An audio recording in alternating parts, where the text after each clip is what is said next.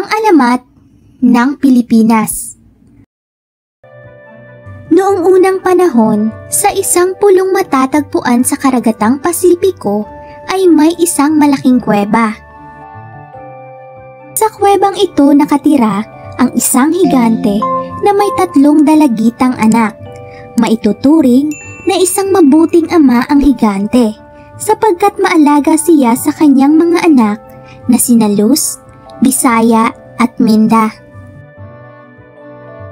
Iba-iba ang katangian ng kanyang 3 anak. Si Luz, na siyang panganay, ay magalang at napakasipag. Ang pangalawa naman na si Bisaya ay mahinhin at tahimik pero siya ang pinakamalambing.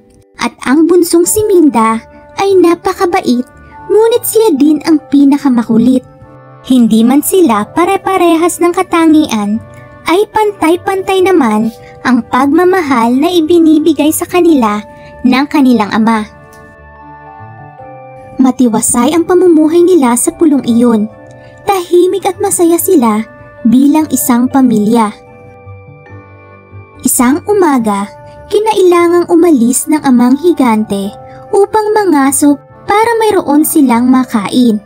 Bago siya lumabas ng kuweba, ay nagbilin muna siya sa mga maiiwang anak. Ako ay aalis muna at maghahanap ng ating makakain. Huwag kayong lalabas ng kuweba upang maiwasan ang anumang panganib. Hintayin ninyo ang aking pagbabalik. Mariing bili ng higante bago tuluyang umalis. Pagkaalis ng kanilang ama ay napagdesisyonan ng magkakapatid na maglinis sa pangunguna ng panganay na si Luz. Naisip nilang mapapagod ang kanilang ama sa pangangaso, kaya marapat lamang na maayos at malinis nitong madatnan ang kuweba sa kanyang pag-uwi. Pagkaraan ng ilang sandali ay naisipan ni Minda na maglaro sa tabing dagat. Habang abala sina Luz at Bisaya sa paglilinis, ay dahang-dahang lumabas sa kuweba si Minda.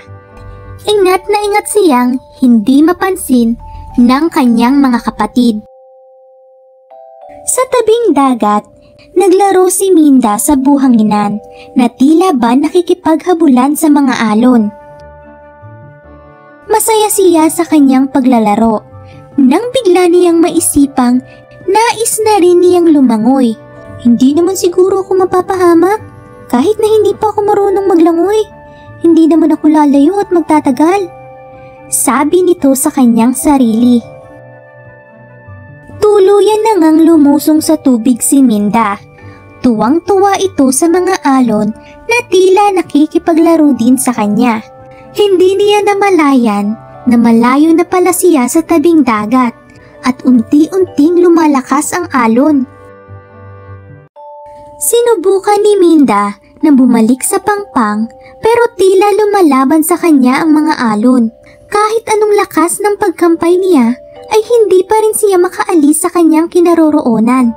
Bagkus, unti-unti pa siyang lumulubog. Nahirapan na rin siyang makahinga.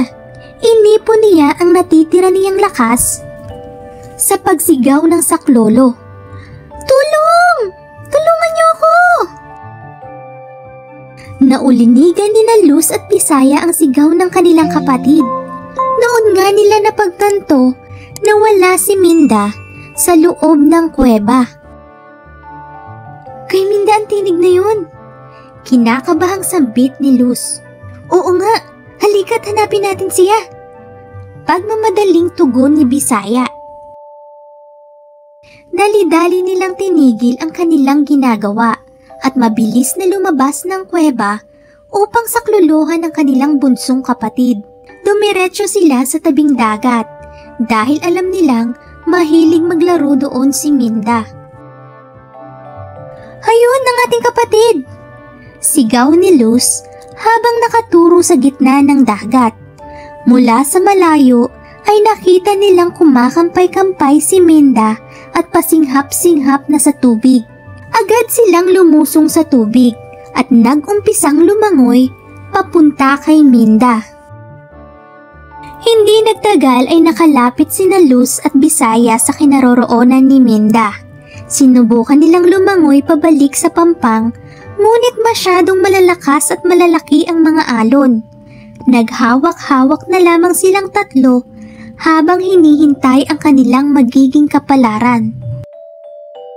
Samantala, nang dumating ang amang higante mula sa kanyang pangangaso, ay naramdaman niya na may hindi magandang nangyari sa kanyang mga anak.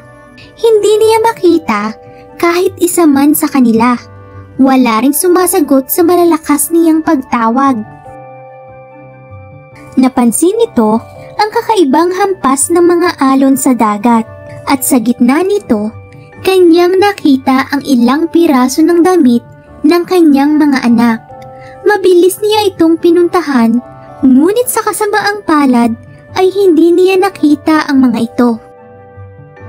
Makalipas ang ilang minutong paghahanap sa kanyang mga anak, ay malungkot na bumalik sa dalampasigan ang amang higante. Walang tigil ang kanyang pag-iyak nang biglang kumalma ang mga alon. Dito niya napansin ang 3 pulong, ngayon lamang niya nakita. Malakas ang paniniwala niyang sina Luz, Bisaya at Minda ang mga ito. At hindi nagtagal, ang 3 malalaking pulong ito na kung tawagin ngayon ay Luzon, Visayas at Mindanao ang siyang bumubuo sa ating bansang Pilipinas. Aral sa kwento, matuto tayong makinig sa mga bilin ng nakatatanda, lalo na kung para ito sa ating kaligtasan. Dahil sa kadalasang pagkakataon, ang katigasan ng ulo ay nagdudulot ng kapahamakan. Thank you for watching. Please subscribe.